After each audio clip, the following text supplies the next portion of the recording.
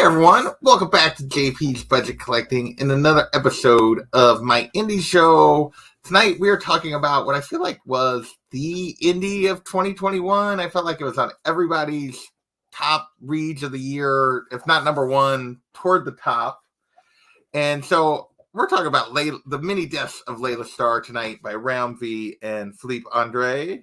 And if I'm having this talking about this book, there's one person that had to be on my panel tonight. The person that I know from the beginning was like, read this book from issue one.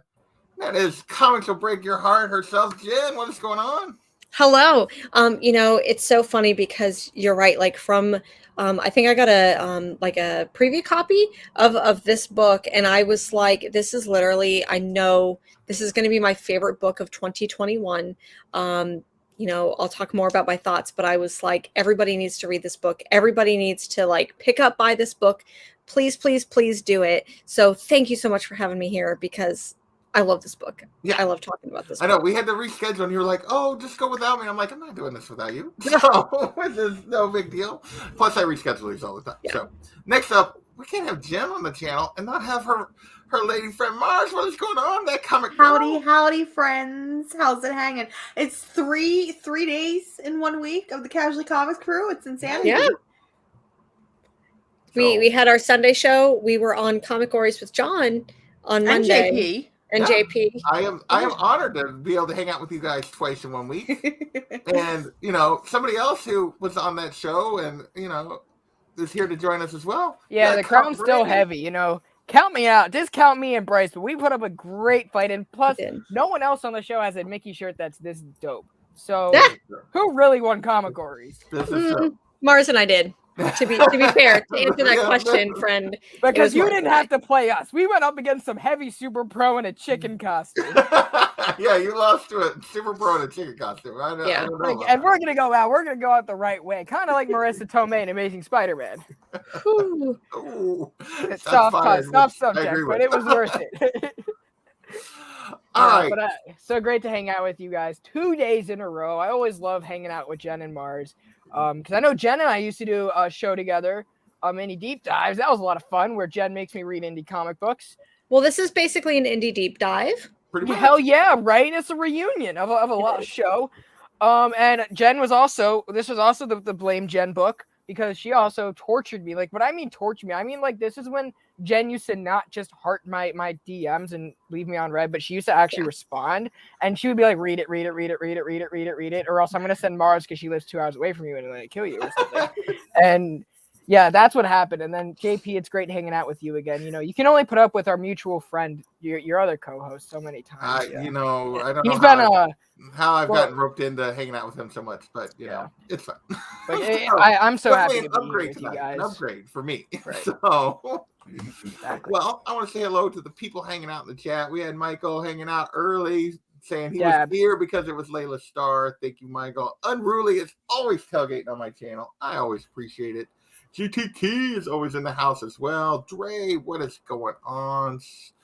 Tacoma, my friend, what is going on? Things in the Pacific Northwest. Hope things are good for you.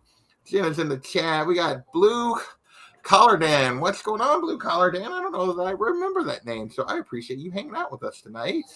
Of course, Comic Kings and that Comic Girl are here on this panel. So, Jen went into this a little bit right at the beginning, but I always like to get how you found this, what brought you, why you decided to read this story from the people before we dig too deep. So Jen, I know you're a big Ram V fan. Was that just simply you saw Ram V and you were like, I must read this? Is that?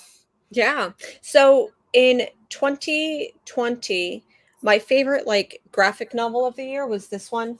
Blue and Green. It was an OGN, so this one didn't come out in single issues whatsoever. It was just like an OGN published by Image, Blue and Green, and it's about a high school teacher who teaches music, has to go back to his hometown, and it's a horror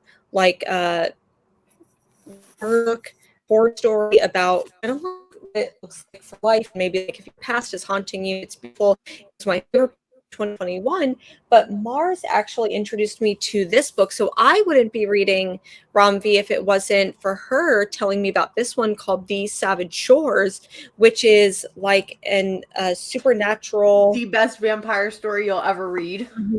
Yeah, for sure. And so then I saw Rom V say something about, hey, like I'm coming out with this new book on Twitter. He tweeted something and was like, hey, if you want a copy of the first issue, like reach out. And I think Mars, you were the one who did that and got that copy.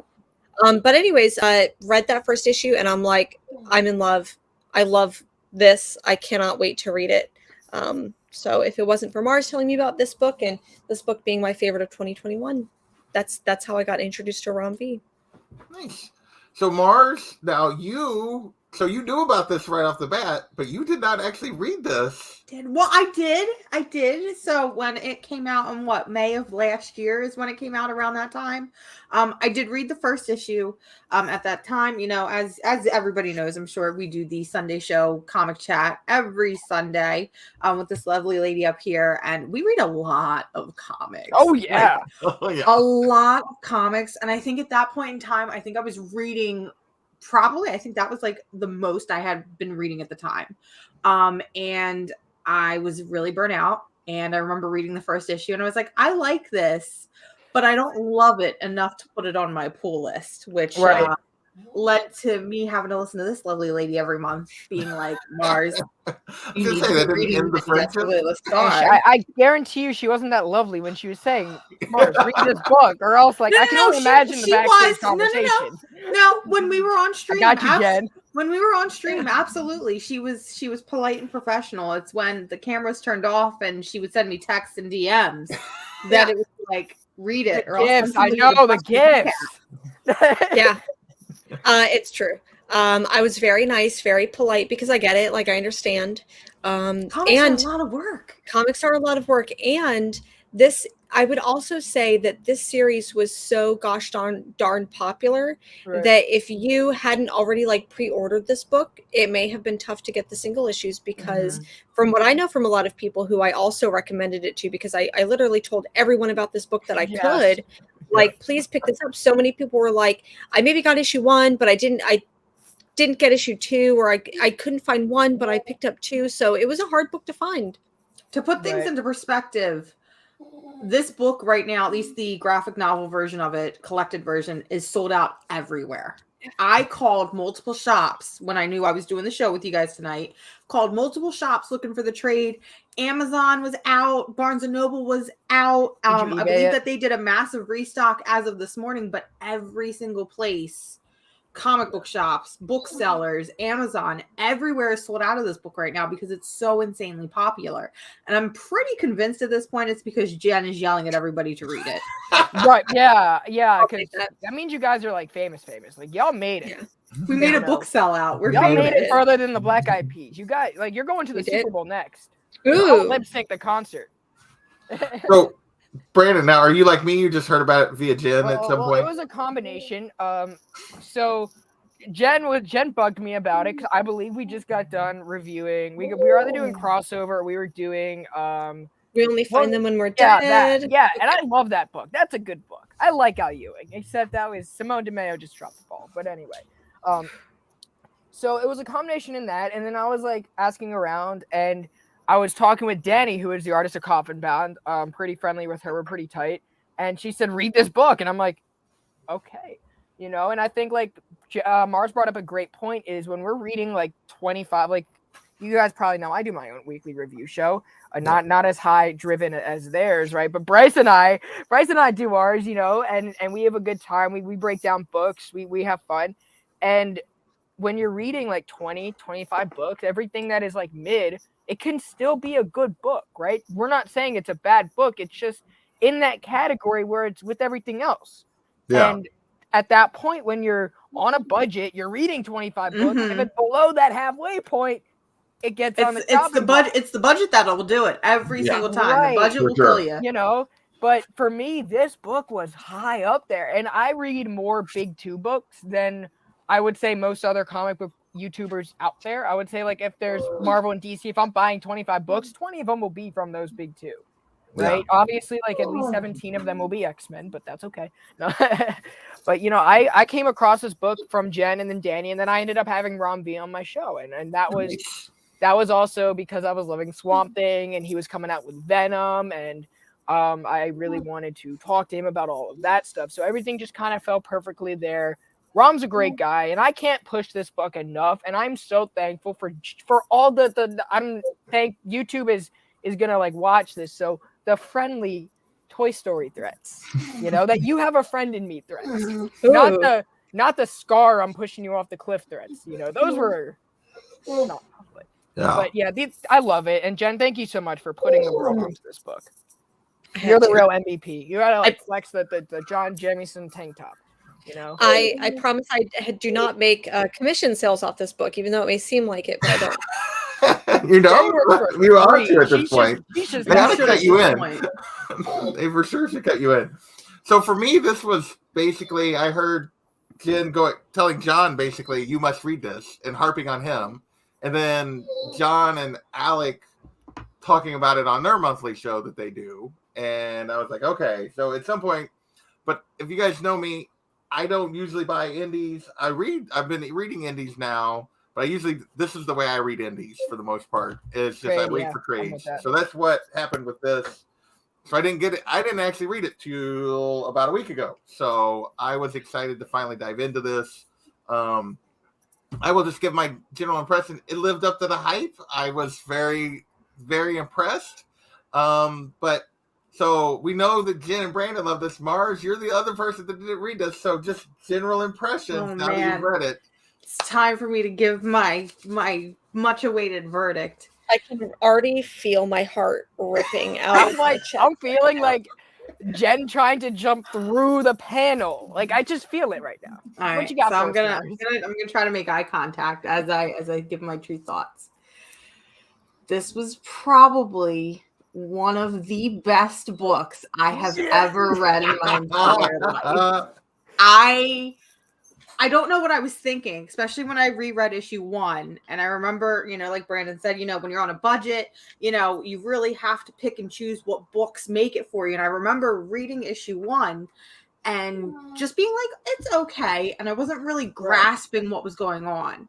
But then I guess hearing Jen talk about it month after month and going in, to perspective with each individual issue, I was like, okay, I'm going to read this a little bit slower and I'm going to make sure that I take my time and try to catch everything. And that first issue, it's like I was reading it in an entirely new perspective and I absolutely fell in love with it. And I was just like obsessed. And I immediately was like, I could get more because I was, I was reading it, but I was like, I need more of this and I need to see where this is going to go because it's one of those stories where it feels like it could be very predictable, but this was definitely one of those stories where it's about the journey, not the destination. Yes. Yeah. Right. Yes, I agree with that. And I really like what you said there. It's like, when you're reading a first issue from an indie book, you look at it differently when you revisit it, right? Because when you're looking at the big two, if I pick up a Spider-Man, this is the first one. Thank you, Comic Gories, that is right there.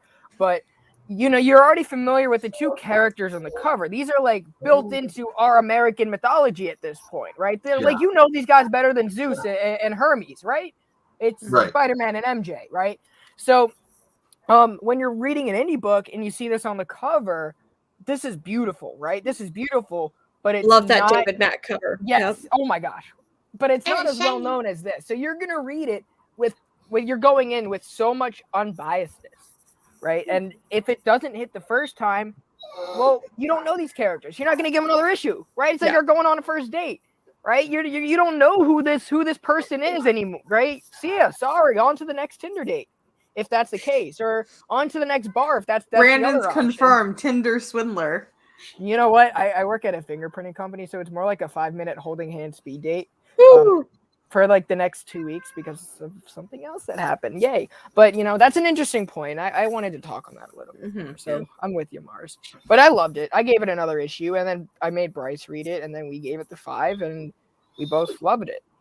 Yeah.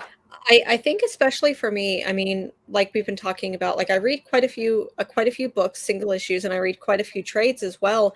And for me, as someone who reads a lot and has been reading for very many years now, it's like an addict. And like some of the stuff that might hit someone who's relatively new to comics, it hits me differently because I'm like, Right. I need something that pushes New. the boundaries. I need something new. I need something that I haven't seen before. And even though, like, there's not much else that I can really hold up to Laila Starr, there's so much of it that feels familiar. As like, I don't know if I want to call myself an old school comic book reader, because like I haven't, anyways, I've been reading for about 20 years now. But like this brought me back to reading The Sandman, which is one of my favorite series. So even though it's fresh and new, it's still so familiar. And I think that that's why, like, I would recommend this book to anyone who's relatively new to comic book reading, as well as anyone who's like been reading a really long time, like me, who maybe just wants to break out from, say, a character like Spider-Man that we're pretty familiar with. Like, we've seen all the stories, all that. And I agree. I think it's a very easy book to push to non-comic readers. I think it's something very, very easy to push to the mainstream audience because it is one and done. It's one single book and you're done with it. However, it feels very approachable, even to those that don't read comics. Like anybody who just considers themselves an avid reader and who it's the enjoys, style of storytelling. It's the style of storytelling, absolutely, because it is a giant story that it's telling, even though it's only in 5 little issues. Right. And it's not something like Saga, because Saga, we always talk about, is probably one of the most marketable mainstream comics out there. You know, you thrust Saga into the hands of anybody and more than likely they're going to like it. Right. But Saga is also so huge. I mean, it's a book that spans currently at 67 issues. Right. Saga embeds itself in other pop culture, though. That's like another thing about Saga. Exactly. Saga, you know, you gotta kind of 4 other factions of pop culture. you gotta kind of like sci-fi, you gotta kind of like fantasy, whereas, you know, I would feel comfortable maybe giving Laila Starr to, you know, a coworker or my mother, or somebody who doesn't, you know, read comics. Right, like one of my coworkers, she was actually listening to the Neil Gaiman graphic novel, or not the graphic. She was listening to the audiobook during work, and I said, "Hey, you're gonna like this because it's written in the same prose, it's the same language, you know." Yeah. And I'm also gonna throw Supergirl when it comes out in the hardcover. It's written in the same language, you know, like you know. So if you're reading books like this, by the way, everyone needs to read this book. It's really good. The Lightning Rod by Brad Meltzer. You know, it's written in the same kind of format where if you just like a story that has great dialogue and it's not really built off of comic books, depend so heavy on like the artwork and just the way that it's formatted. I would say a newer person to the industry like Ram V, who's taking something that he's already familiar with and combining that with an artist who's a veteran in this industry, Felipe Andrade. It works so well because you're along, like, you see it progress throughout the story. And not a lot of comic books have that sense of progression because they're so focused on, I'm going to tackle my reader this way, right? And leave you, right? Because I'm depending on you buying the next issue.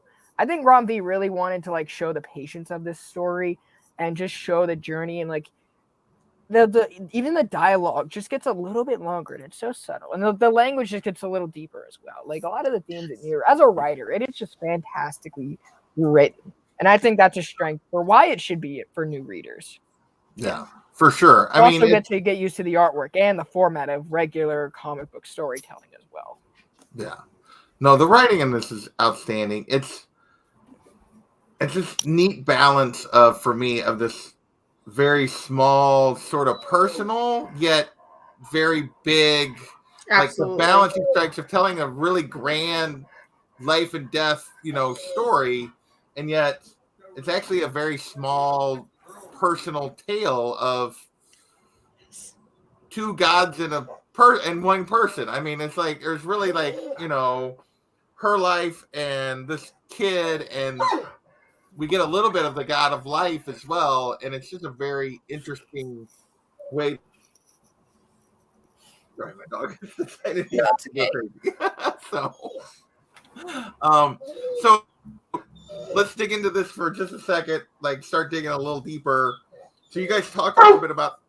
Oh no! He said he liked the book. He said he gave it a 10 out of 10. Endorsement.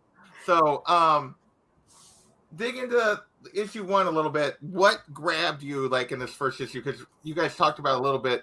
Start with you this time, Jen. Just what grabbed you in this first issue that made you want to really keep going? I think to a lot of what Brandon was talking about was that it's this blend of storytelling and prose and this blend of artwork together that like this to me the best comic books are when the artist and the writer feel like they are singing the same song, they are talking in the same language, and that's 100% what this has done, where there are these absolutely stunning colors and the artwork by Felipe Andrade, and So with gorgeous, Rom so V's, good. yes, and like with Rom V, the way that it is mythological as well as poetic, that's like I need that type of like hit It's when it new in comes to comic books. You don't see this. yeah. Yeah, you don't. And like you said, the way that it builds up this character, because it literally starts off this first issue where you find out that you're introduced to this character of Death, who is I don't necessarily want to just boil it down to this, but it's like this Indian mythology of this character of Death. So it's not anything that like white Eurocentric has seen before. It feels familiar, but not overly done like Greek or Roman mythology. So you're introduced to this character who just finds out that she is this personification of death. She's this big bad deity, and she's about to lose her job because some little fucker on Earth is about to invent a cure for mortality. So this little kid is the reason why she's about to lose her job.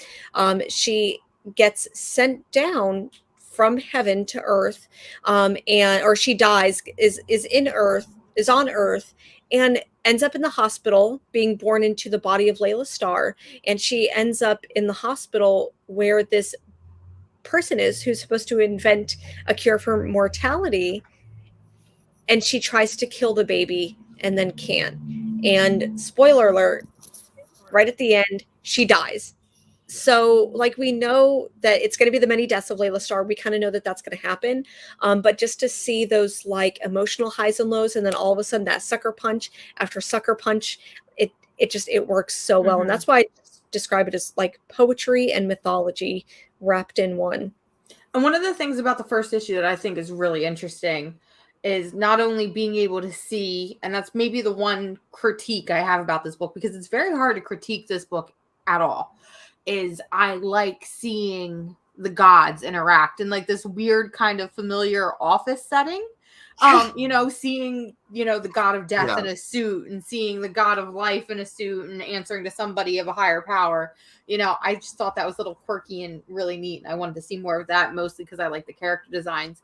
But one of the things I think that are interesting is the idea that Layla Death is basically given life again in the body of a woman who, at this point in time, is assumed that she may or may not have committed suicide. And I think that that is really interesting. The idea that she went into the body of somebody who chose death. And it was almost like an open door welcoming death to step through. Right. There are so many things that we can talk about that work, right? There's like some magic in here.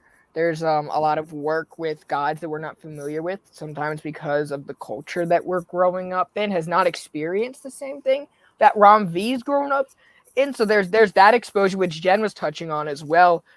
So it kind of was a learning experience, almost like our own ignorance, not really like throwing it in our face, like, you're American, you're ignorant. It's more like this is it's the way that they perceive these things. Right. It's like the way that we perceive it. It's almost like the way Moon Knight sees Khonshu. Well, if and the you way also we see look at Khonshu. Indian culture, and if you look at Indian religion, they have a heavy focus not only on death, but also in some aspects and how you're being reincarnated and reincarnation. Right. So they look at aspects of life that we may take for granted. If somebody dies in Western culture, you have a funeral, you mourn. But then there's also that Freudian theory of death, which is also really prominent. Like, how far do we as humans go to seek death, right? Is death something we crave? Is something that is knowing what is after death something that we crave, right? Or how far can we go, which is really interesting, right? And I don't know about like anyone's own experience, but like when you are talking about suicide, it has to be done in a very good manner. That's why I fell off Carmen, because I felt like it wasn't, right? Because someone that's been there, that's not how. No, Just that's not how that you have to take a You know- topic like that very gracefully, right, and very carefully. And I think Rom V does that with And- that first issue. right. And a lot of times when you're going through that suicide, you almost forget about it the next day, but a week later you'll remember it. Right. And I think that was beautifully written because it wasn't like the main part of the story. It was like more of a hindsight thought, almost like a scar. Yeah, and to your point, this book, it's like equivalent or peer at the same time, possibly could have been Carmen, published by Image Comics and drawn and written by Gia March. That book was insanely popular. That first issue, everyone so much. And if you think about issue 1 of Laila Starr, where someone dies by suicide, they get reincarnated. Carmen was almost, in my opinion, and I know I said this on our show, Mars, but it was like, I think that Carmen didn't get it right because we have someone who dies by suicide because their boyfriend left them or is cheating on them. It was like 13 Reasons Why. It was like, what the fuck? And so you see a character who dies by suicide, and it almost seems like it's victim blaming the person who dies by suicide, and that we're going to blame this person. She's going to seem really whiny, and not only that, but we're going to make it so that she dies in a bathtub naked. And then now we're going to just have her flying around the world naked. And it felt like it was just Gia March's own weird fantasy of just, I want to see a ghost, a weird glorification of it. Well, he's also a nudist. So I think that's also why he wanted to be naked, is because he's like, I want to see the world as the human body as it is, right? But when you're combining suicide is when you're at your lowest point, and I guess he wanted to say when you are at your lowest point, you're also the most free. I think that's also what the book was trying to say. But the message in the steps that we took to get there were so insensitive, especially because everyone's narrative when it comes to suicide is special and it's different. And I would almost say you're better for it because you learn so much about who you almost unlock something about yourself, right? Yeah. I think that's a great word because you learn, right? Everything's a learning experience. You're learning about yourself more than you ever have. It's almost like you're learning to walk again. But this time you can remember it, all right? You don't remember the first steps you took, but you remember what you were like after you were in a state of trauma, right? Yeah. And I don't think that Gia March's book did it. No, I'm sorry. Yeah. But this was great because it was almost like we're learning with her what her next steps in her life is. That's the whole point of this book. Yeah, death learns what it's like to live and to live among the living, who they're almost inconsequential to her at the beginning of the book because that's just her job. That's just her 9 to 5. And then she learns the lives of the people who are dying, who she used to be responsible for bringing to death. And now she has to experience the other half of that. So we're, like you said, we're learning along with her. Yeah, JP, why don't you just bring Puppy on screen? Because he's just gonna bark. So maybe she wants to talk about. Should I change my T-shirt? Is it the Mickey Mouse? No, it's not the Mickey Mouse. He's just old and set in his ways, and he doesn't like me. Suddenly, he's decided that I don't get to interact on the computer. So. He's getting jealous. He's like, he's seeing you talk, and he's like, here, I'm talking. Yeah, basically, he's decided he doesn't there's no one here for me to be talking to, so why aren't I paying attention to him? So, but he's a good boy. He's just being a little needy at the moment. So, yeah, I think everything you guys said about the first issue is fantastic. And the journey, I mean, it really is about. So, this was something I was gonna save to the end, but I just feel like where you guys are at, what do we think about Life's role in this story? Because he's very minor and yet in some ways just as important to the story as she is, because he keeps it felt like a lot of it was it's clear that they have a relationship that goes back, and a lot of it is, which makes sense because life and death will always be symbiotic with one another. And I mean, it almost feels like he's using, or in some ways, maybe he's responsible for putting her and the guy who's a baby at the beginning and becomes an old man through the course of the story together so that they both learn something. That this is really him guiding the events here. He's also our narrator. Yeah, because if we think about it too, I mean, if it wasn't for his, what's the word I'm looking for? His creation, because he is the god of life, then that boy would never have been born. Right. Yeah. And he's our narrator through a lot of this. But he's narrating this journey as she is learning to appreciate life through this story. Whereas, was it Darius? I'm going to get the name. Yeah. Darius is learning who basically learns to invents a way to, for immortality, but he learns through the course of the story to appreciate death and appreciate the fact that, like the journey is really what it's actually about. It's that between that moment of life and the moment of death, because even Life says, like, early on, I think it's in the first issue where he says, I give them a lifetime. What they do with it is between them and you, I suppose.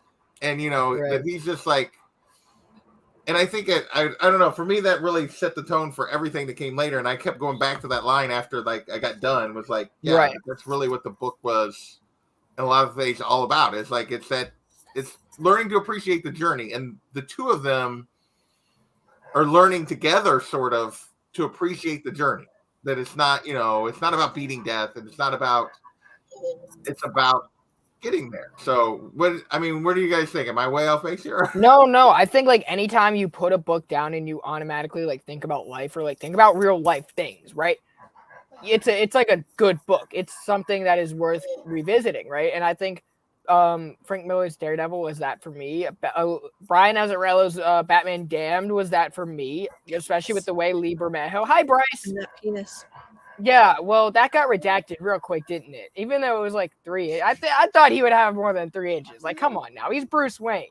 But, he's a grower, shower. That's the Bruce Wayne dick, not the Batman dick.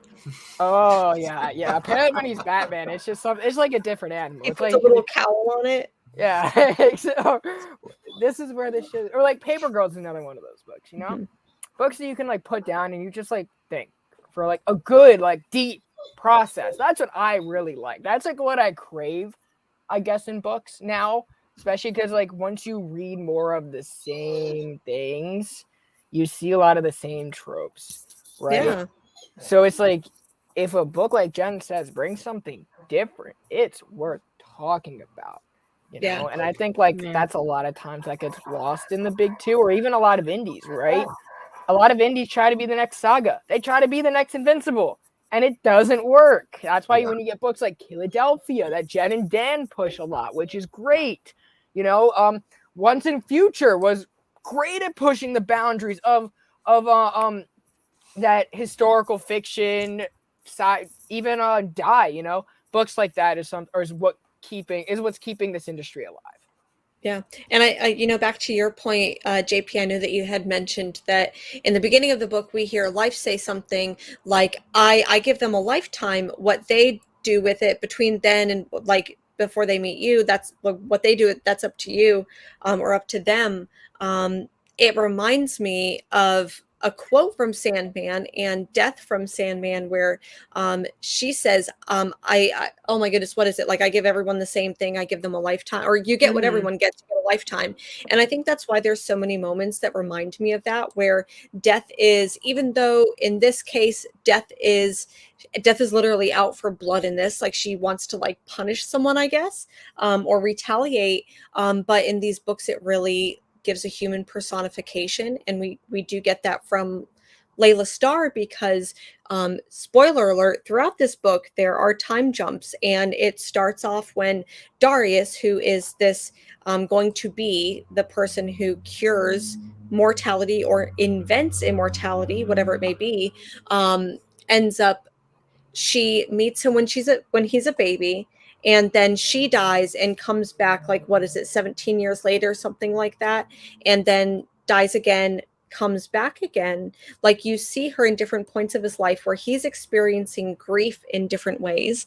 And I don't know if we'll talk about this later, but that one issue where she is at the party and she smokes the cigarette, and the entire issue is narrated from the point of view of the cigarette, who gains consciousness because it touched the lips of Laila Starr of death.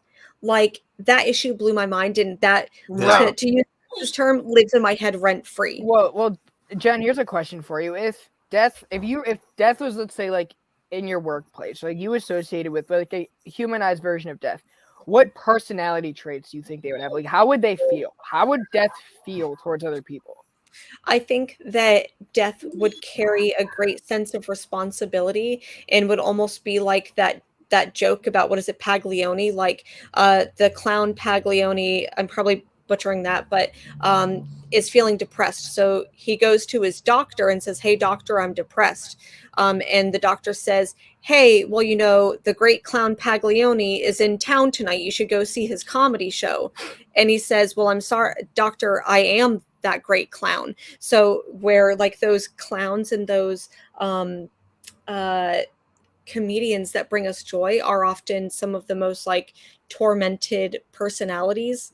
They try to help everyone else while also being tormented. I almost feel like it's the opposite with death, where she is very dark and brooding, but at the same time is learning how to be a happy person or to like care for humans. That's what she learns along the way. So I think it would be someone who bears great responsibility, but also is learning to grieve in a way. I agree, especially when you think of death, and I'm sure death is very detached from humanity, but very detached from people, because death doesn't know somebody until they're at the end of it, and then at that point, what is there to know? Mm-hmm. Right, it's finite. When I think of death, especially if like how would they interact in a classroom, right? I don't really see the kid that's sitting in the corner, right? I see the person that is trying to have the most friends as possible a lot of times. Right? Because death takes. It doesn't give, right? If I'm being outgoing in class, I'm always raising my hand. I'm taking that opportunity from everyone else to learn, right? I'm taking that opportunity for other kids to share the floor away, right? If I have the most friends in the room, everybody's looking up to me, I've won because I've manipulated every single person in that classroom, including the teacher. I think death can be very manipulative that way. You don't know what death can take. It could take someone who's 24. It could take someone who's 90. It could take someone who's 17. So death can pick and choose, right? It can have a whole classroom of people, but I'm going to choose 5 of you that meet my agenda. Yeah. Right? I don't see it being the Draco Malfoy or the Bellatrix Lestrange. Right? I almost see it being like, if I were to pick a Harry Potter character, I can't even think of one right now. Like, you know, but I would see it being that the loudest mouth in the room. Like, I want you to watch. I want everyone to look at me, not be afraid of me. I want everyone to know about. What do you think, JP? Yeah, I don't know. I hadn't really thought about it. You guys went down this road of like where death would be if you were really interacting with them. I think, you know, how they would behave. I think it's a little bit of death would be. I think it would be standoffish. It would be the person that was kind of observing, watching. But yeah, what I found, I guess, I don't know, that part of it didn't I didn't really go that road, so I don't know if I'm prepared to answer to follow up on you, but on who it would be. Or like what personality traits, like what would they have, I think it would just be someone that was like death would be sort of probably come into it with a, you know, above it all, beyond, like thinking beyond like the mundane kind of thing, or give you that kind of vibe, is that death was detached when it's not, though. Like, right. You know, you meet those people that come across as like they're detached, they're above it all, but really it's because they feel it all, and they do that as a self-defense mechanism. And I think that's what we would get from death, is because death feels the worst of all of it. So I think death would be trying to separate themselves from it. What's really cool about this book is a lot of stuff happens in like the time of day, right? Which is like, if I'm the loudest person in the room, that means I'm feeling everyone's energy, and I may not have the most friends, you know? If I'm the loudest person, I could be using that to make up as a coping mechanism to hide what's really going on. Right? So if I'm deaf, I could be the loudest person because I feel the most. Yeah. And I'm trying to hide that. Mars, what do you think of like life? Like if life was a human, like let's flip it. I think life would be very cocky, and life would be very, I gave you this great gift.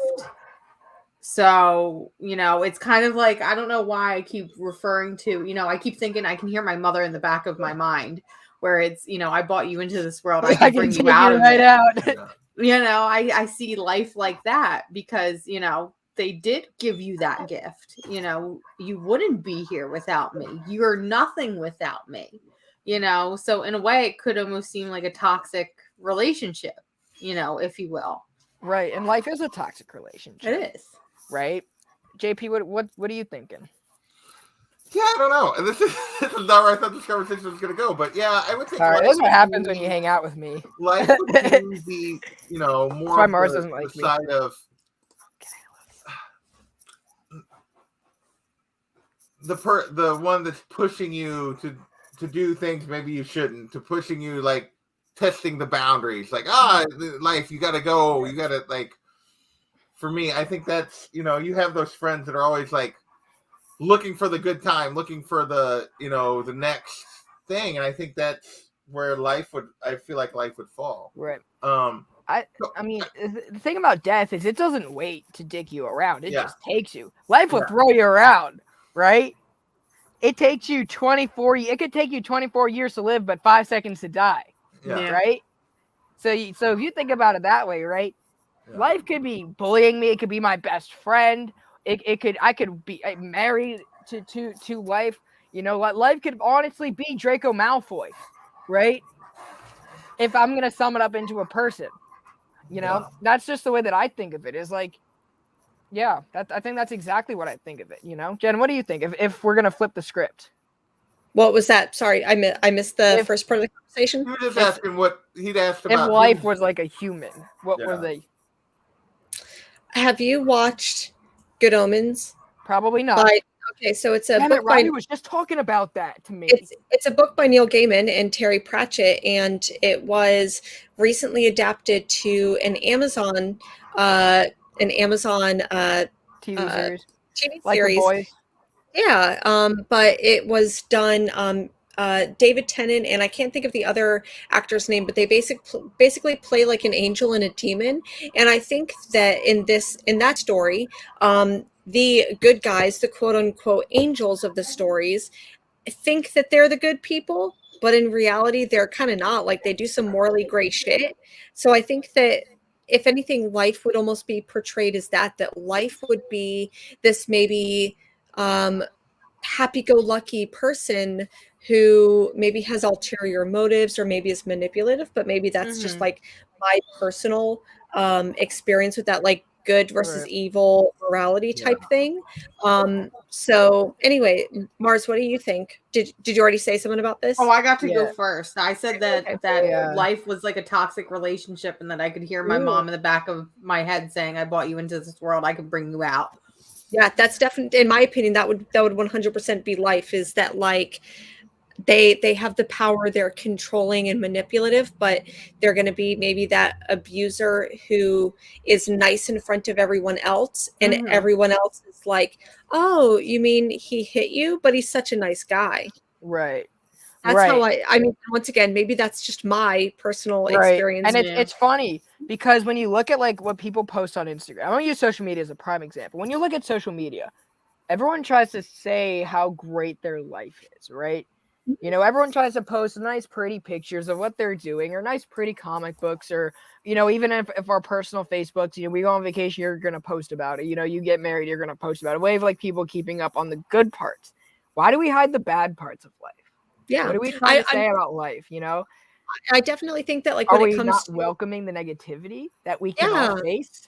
And I think that I'm definitely one of those. These are themes in this book too. That's the only reason why I'm bringing this up. I'm not gonna like air out my dirty laundry on like social Right. media, unless it's to just, I don't know, bullshit and like post dumbass memes. But at the Or same time, Mars' I'm not. Twitter beef. Yeah, we're gonna have a lot of Twitter beef with people. That's gonna be the like arguments that we get in. But yeah, I agree. Right. You know, I kind of said life was like a Draco Malfoy. You know, that's what I said. So let's circle back a little bit to the book. I'm sorry, I went on a complete little philosophy. No, you're okay. I'm sorry. So, but I do think one of the things I found interesting about this whole thing is death keeps coming back when he's dealing with a different aspect of death. And what I mean by that is we get him like, of course, when she's there when he's born in the first issue, that's not really, but like as a kid, it's his first interaction with someone he cares about dies. And then it's as a teenager, it's like his friend that he cared about, like somebody that you're close to, like, and then later it's it's then his wife. like his Yeah. And then finally in the end it's him, and you see how he's dealing with death. He's more in peaceful different with it. stages. And I love the way that like she goes there to kill him. And yet in the end she's does a poor job at times, but she's actually trying to like comfort him and understand death at those points and why it happens at those different stages and why we all come around to it. And I'm not hating on this, John. This was a recommendation I enjoyed, unlike most of yours. Oh. Yeah, John, we just talked about we just got into now we're talking about the book. We just got into whole philosophy this segment. We did. Blame Brando. But that's, I think, one of the things that I like about this, and that not necessarily from the first issue, I don't necessarily like see myself as this character Death, but I think that throughout the book she becomes more and more relatable, and that's because she's relating to this other character. And you're right, like at every single one she like is at this point in Darius's life where he is experiencing loss. And I think like me getting older, like facing my own mortality and dealing with things like I, have gone through maybe the loss of a pet or maybe the loss of a distant friend. But then even over these last couple years dealing with COVID and dealing with losing family members or being extremely worried about family members who have gotten sick and might pass away, like having to deal with that. There was a lot in this book to appreciate in these last couple years. Right. So that made it kind of relatable in that way. But like you said, she's learning, and you're getting to know Darius, you're getting to know her. And at the end, like, because I mean, I don't know if I'm just going to go ahead and kind of like spoil it, I guess. But at the end, he's in his old age. She knows that he's at the point where he has invented the cure for mortality and is like holding it. And instead of using it against her personally, he like gives it to her as a gift. And I think that was the most perfect way that this book could end. It is. Because it's kind of a symbol of their friendship and their relationship, that they now understand one another so well that he's giving her a gift. He's giving her life. Yeah. Right. I think the last line is so powerful. It's like, perhaps such things are better left in closed boxes and set adrift out into the sea. Perhaps it's enough to remember at a story's end the miracle that was simply to have lived. I'm like, that's powerful. You know? And Mars, I think you said it earlier where you're like, I wanted more from this book. And this book at the end did that thing where I want more. Like I could literally but it's perfect at the same time. Perfectly ends. And I think that's why I loved Blue and Green so much, because I feel like I could have gotten more of this person's story, more of a backstory, and he lived in this world for a little bit longer, especially with the combination of the like poetic writing and the artwork. But at the same time, like it ended perfectly. And I think that if we had gotten more of it, it might have muddied it. But if Rom V writes any more from this, I will 100% buy 10 of each issue, please. And thank you, Rom V, please. Yeah, but a lot in life, we don't get to pick and choose what we get to see more of, True. And I think that last line is what is so powerful about this book, you know? Everything about this book is powerful. It conveys a message each and every issue, and it's just it's so much. It's going to go down as one of the most timeless books that there are, because that's what it is. This book is timeless, right? You know, there's nothing. You know, it's really even hard to place a timeline of where this story falls, because it feels like it's a story that can happen at any point in your life, right? You know, there's no like, okay, this book is for futuristic terms, or like this is like something you read when you're down low. It's something you can just pick up and enjoy. And I think there's just so much to appreciate. Even if you're a lot of us who come into the world of comics, we kind of find it through other mediums, especially if you didn't grow up with comic books, right? You can find it through other sources of literature, like in a Harry Potter book or in a Game of Thrones or whatever book you can find it through watching cartoons as a kid or TV, or you can just find it because you like stories. This is just another avenue. This combines all of that. Yeah. Right? Yeah. And it's also conveying a message through fiction. Fiction is all fiction is nonfiction, if you think about it, right? And that's like the beauty of this book. And you can just sit here and just talk about all of the messages that are in this book. And that to me is like really powerful. That's what makes for a good book. If you can talk about it like we're doing now, without like, we can talk about the art, we can talk about the characters, but if we're talking about what this book means for going on 50 minutes, it's a good book. I still can't believe that this was published by Boom, because it doesn't feel like a Boom book. It feels like a Image book. Because Ross Ritchie's a dick. I really, really think that what possibly happened was that Carmen got published and Image decided to go with Carmen. Like, if you pitched the idea of Carmen, a young woman dies by suicide and learns how to live, and then you get pitched something like Ram V's The Many Deaths of Laila Starr, where it's like the personification of death learns how to live through this arc, then they can almost seem like similar books. And I think that maybe Image just decided to go with, that would be my speculation there. But I think that I'm really glad that it was Boom. Also, Gideon March is just coming up as a bigger artist because he's doing Batman. You know, this is when he was just doing Batman. You know, they were just doing dark designs, and he did the one with the terrible Riddler suit, which I still can't get out of my head why you went with that. Well, Riddler Gideon March has been around for a while. I mean, he did Batman with his Gotham City Sirens and everything like that. Best art was in Batman Eternal when he did 3 issues. You know, I do definitely think it is a matter of I don't want to say seniority, but Gideon March has been around in the industry for at least 15, if not 20 years at this point. Whereas Ram V is newer and upcoming, but now Ram V's the hot new thing at this point. Yep. And he's also doing Radio Apocalypse with Image right now, so maybe it was just a matter of timing and pitches. Isn't Radio Apocalypse Oni Press? No, Radio Apocalypse is Volt. Oh, Volt. Sorry, I'm getting it all mixed up here. This is what happens when you read 25 books. Yeah. And there's 25 different publishers. 20 this week. It's a light week for me. Yeah. Okay. So we're almost at an hour. We went a lot of different directions on this. Anything else you guys got? Some final thoughts on this book? Read The Many Deaths of Laila Starr. Jen was right the whole time. Jen was right the whole time. Okay. And no, I'm serious. I think that if I had stuck with this book and read it all the way through to its completion as it was coming out in single issues, I think it would have been, if not my top book of 2021, then very damn close. Thank you. 100%. I feel like I have said it so many times from before this book came out, like issue 1, I read it and I'm like, y'all, I love this book. Like, I feel this book in my bones, in my heart, in my soul.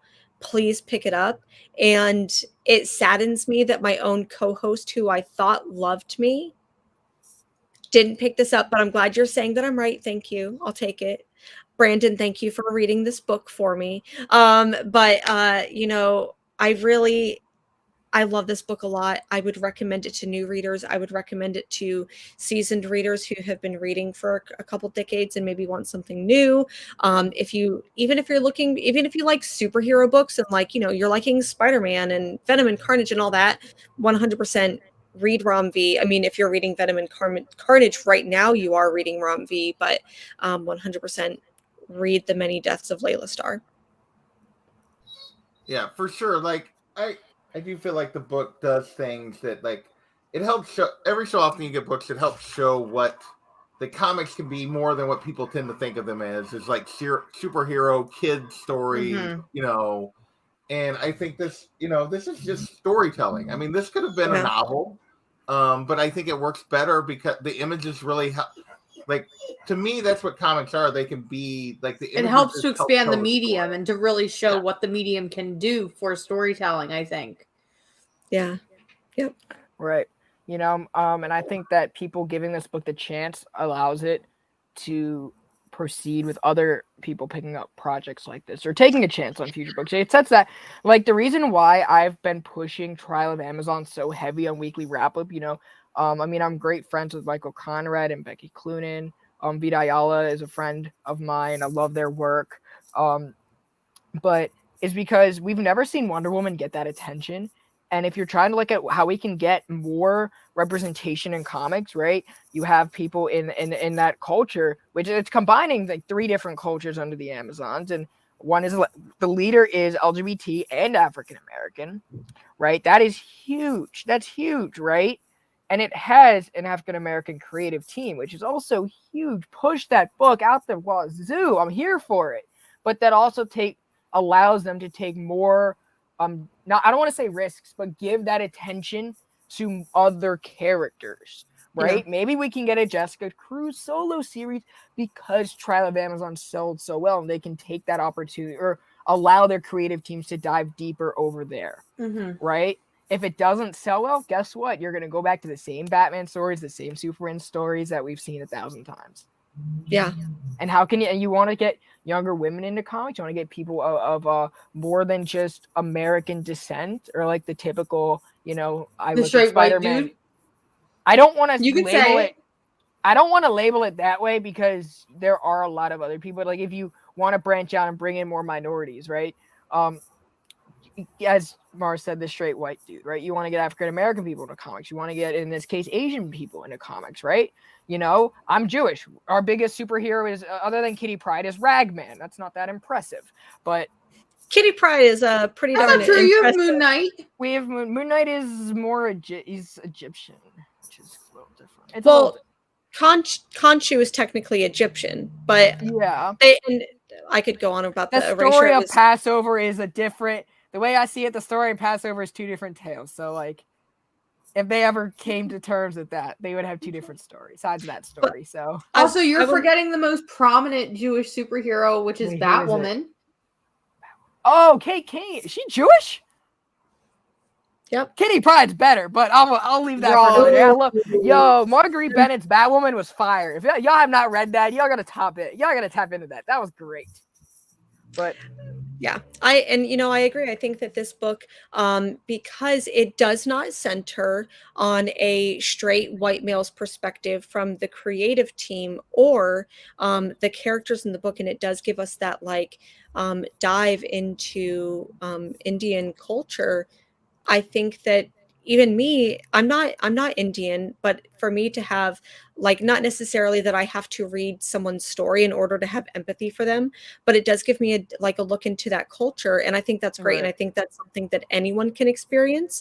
But I definitely think that when people do see themselves, when maybe someone of Indian descent who has long, dark hair, maybe sees themselves in a comic book, like, oh, that character looks like me, whether they're character, they're going to get into it. So I'm here for Rom V to write everything. Right. And I think that's important because, like, a lot of times when you're looking at how do we balance representation but legacy characters, the answer is let's punish the white people for years of stuff that, like, obviously is not really controlled or not really punished. I think punish is a terrible word, but, like, let's say when you look at the Green Lantern book, Kyle Rayner, Hal Jordan are not in the book simply for the reasons of we're going to have more minority characters, which there was a time in DC Comics for years where you had 2 Green Lantern books.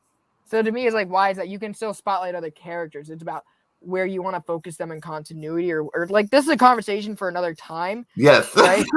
Yeah, we're going off the. Sorry, I got off rails. The but dog this got me book distracted, but yeah. Yeah, this book is great for the fact that it's very welcoming to everybody, right? Yes. I think it does a fantastic job of introducing you to this, like we get God story, like we talked about earlier, like the Egyptian gods and the Norse gods and the Roman gods and the Greek gods, like all the time. It introduces you to this Indian world without being overbearing. It's very open and very like easy to slip into it. You understand easily what you need to know about these gods and like this culture that it's part of. And I do think it's just very welcoming. It's very like, right. He does a great job of balancing that, at least for me. So I apologize. My poor Bubba. He's a little fired up. So I haven't been as engaged with you guys as I should have been. I apologize for that. But anything. So I know we've talked a lot about life, and I think that's what this book does really well. It's just like it makes you think about a bunch of these kind of stuff. Yeah. And so I asked this before, but just final thoughts, and then we'll get into if you guys want to pitch anything you got coming up. So first, Brandon, just your final thoughts on Laila Starr as a whole and your pitch to somebody to read this. I fucking love it. You'll love it too, or else you'll feel the wrath of not only Jen, but you'll have to catch these hands. That's not. This is coming from like a guy in a Mickey shirt, and he's in front of Van Gogh. Pair this up with a Van Gogh shirt, and that is a great picture for your Instagram page. You know what? There you go. I like Do it for the gram, if not for me, Jen, Mars, and JP. There you go. Mars, what about you? You got any final thoughts here? Can you top that? I don't know. 20 out of 10. I think it was fantastic. I think it's a really great deep dive into how we look as people and how we feel as human beings through the perspectives of a god. And I just think it's a fantastic book for anybody who enjoys great literature to jump into. Yeah, for sure. I'm going to give Jen the final words. I thought this was great. I really enjoyed it. It was not exactly like I kind of knew what to expect, and yet it exceeded my expectations in the way they presented it, the way they told the story. The art, I don't think we gave enough time to in this, although like a lot of it is, it's not the big splash pages. There's a lot of smaller personal pages and panels, so it's hard to like show it on something like this and really do it justice. But I thought the combination of the art and the storytelling was fantastic. And yeah, I understand why it was on everyone's best reads of 21 and would be on a lot of people's just best reads, period. And Jen, I'm going to give you the final words on Laila Starr before we get out of here. I'm so glad that everyone loved this book, because I've been part of like book groups that are like, maybe I'm the one that's like, I love this book so much. And then someone else is like, I thought it was too slow, or I hated this book. And so I'm so glad, especially Mars, I'm so glad that he got a chance to read this. I'm so glad that you loved it. You should read more books that I recommend, like Hawk's Pox for one. Yes. I don't know about that. Catch these hands. What I would also say though, to anyone who like hasn't read this, who like this book is so beautiful, and I don't want to hype it up and to overhype it where someone would hate it, but I would say that I would bet that no matter where you are in your life, whether you think so or not, I would bet that if you read this book, you will come out a different person. You will 100%. Be the pond that has a rock thrown into it. The rock has changed. The pond has now changed. Please read this book. It is so beautiful. Please read These Savage Shores. Please read Blue and Green. Please read Swamp Thing, Paradiso, and Graffiti's Wall, and The Money Deaths of Laila Starr, and Carnage and Venom. Please read everything by Ram V, because and Radio Apocalypse that's coming out now. Seriously, he's one of the best writers, like immediately. Mars knows, because Ram V comes out with something and I'm just like, you need to read this. Like literally 2 days ago, Ram V was like, yeah, I'm writing the new Aquaman that's being illustrated by Chris Ward. And I'm listening to Dune soundtrack and I'm like, are you in my fucking head? Is this some like weird ass targeted ad shit? Because like that's what it felt like when I saw this tweet. Like literally anything by Ramji, I will 100% read. So please pick up Radio Apocalypse that's coming out right now in single issues, and Aquaman Andromeda, being created by Chris Ward. Please. Chris Ward, Invisible Kingdom, Black Bolt, Invisible Kingdom, 10 out of 10. Yep. Invisible Kingdom, loved. Yep. G. Willow Wilson. So here is your chance to pitch anything you got coming up that people should watch on your channels. This time we'll start back with Jen. What do you got coming up that people should check out? Yeah, so you probably know first and foremost that Mars and we talk every single Sunday, like for the most part, if I like have work shit, if I have like work stuff that's going on that I end up missing it, but we basically talk every Sunday. We talk like this, where we like do deep dives into books. We also accuse creators of liking the smells of their own farts and what monster boyfriend we want to fuck this week. So like life is a beautiful and rich tapestry is what I'm trying to say, and so is our show.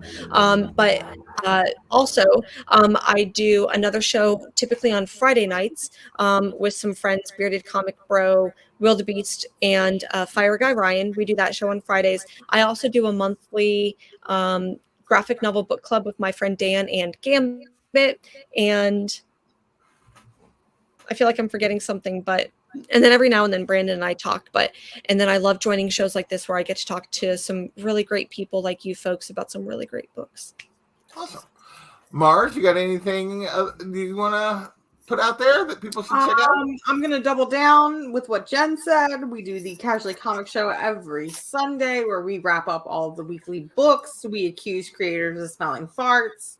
All that fun jazz. I also have my own channel at That Comic Girl where I do con vlogs. I do, back issue hauls. I do deep dive into characters and character recommended readings. I am slowly getting set up into the new studio space, so I'm very much hoping Congrats again. New content this weekend and very soon.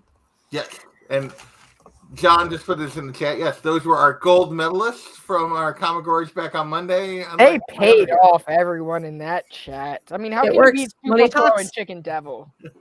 All right, with Archie versus Sharknado and DMX homage cover for Wolverine. That's how you beat it. Yeah. Ugh. If only I could have played my booster gold. No, I'm kidding. I don't know. You could have played it. So, Brandon, what do you got coming up? I know you got interviews and all kinds of stuff. Yeah. Brandon's everywhere, man. Oh my gosh. So I can announce the full guest list for April. I know people were asking about Anna Senti because she was supposed to come on April. She just got pushed back to end of May, early June. But we have Roy Thomas at the end of the month. We have Mark Waid the 15th. We have Declan Shalvey coming on. I'm forgetting one other person. But Mark Waid, Declan Shalvey, Mohammed Aswar from King Conan. And he's going to have some other stuff to announce that's going to be pretty dope. And Roy Thomas. Wow. Which that marks the 1 year anniversary of Creators Corner as well. And nice. I honestly, I don't, that's crazy. Other than that, I have a weekly wrap-up show with Bryce, who's in the chat earlier. It's where it's very similar to Casually Comics. We don't do the Smash Report. You should. We're not. Yeah, I know we should. We're men. We're men, and that might come off the wrong way. You know how society is, but we talk about books that we've been enjoying, books we haven't been enjoying, with book. And then Wednesday with the Peace Be Army Bad Batch, got Steph and I, Missing Link. We do Crisis and Different Rants, where we talk about a different topic every week. We didn't get to do one this week because I had a little bit of pet emergencies. And then Friday we have Archives, which is a pre-recorded show.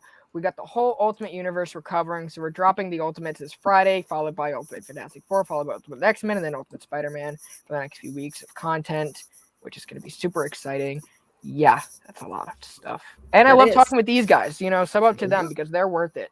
They're amazing people. For sure. Especially my East Coast homie, We got to... Mars is staying up late with us tonight. We appreciate that, Mars. I am. I just don't sleep, so... There you go. I just had my 9th cup of coffee today. Well, you guys know me. I have my usual stuff. I think I won't be back till Saturday for my look back and my usual weekend stuff. But I appreciate you hanging out with me. I think the next one of these we're doing is we'll be back on Black Hammer with John in a week or so. We'll be on volume 2 of Black Hammer. So with that, we're going to get out of here before my dog just drives me completely crazy. The goodest boy. Oh, he's a good boy. He's just being a little whiner tonight. So thank you all, and we will catch you next time. Later. Bye.